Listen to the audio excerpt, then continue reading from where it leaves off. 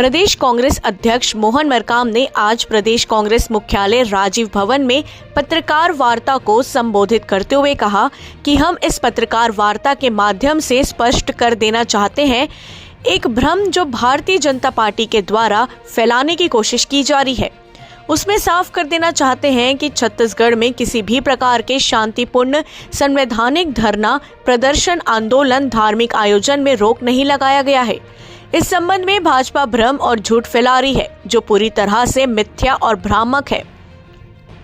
हमारी सरकार ने धरना, प्रदर्शन, आंदोलन, सार्वजनिक आयोजन के संबंध में जो निर्देश जारी किए हैं वह नए नहीं है। इस प्रदेश में पहले से लागू है, पिछले कुछ दशकों से लागू है, पूर्ववर्ती रमन सरकार के समय से लागू है। आयोजनों के दौरान शांति एवं व्यवस्था बनाए रखने के लिए पूर्ववत बने नियमों के पालन की ही बात है।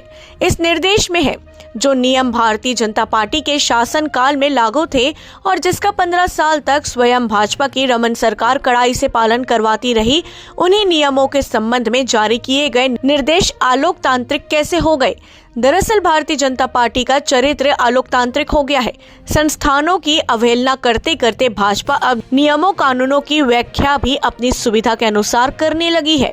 रमन सरकार ने तो बारात निकालने, डीजे बजाने और अखंड रामायण के लिए भी अनुमति लेने का नियम बनाया था। भारतीय जनता पार्टी के नेता अजय चंद्राकर जी और कई साथियों ने ट्वीट किया है कि बिना अनुमति के आपने डीआरएम ऑफिस का घेराव किया।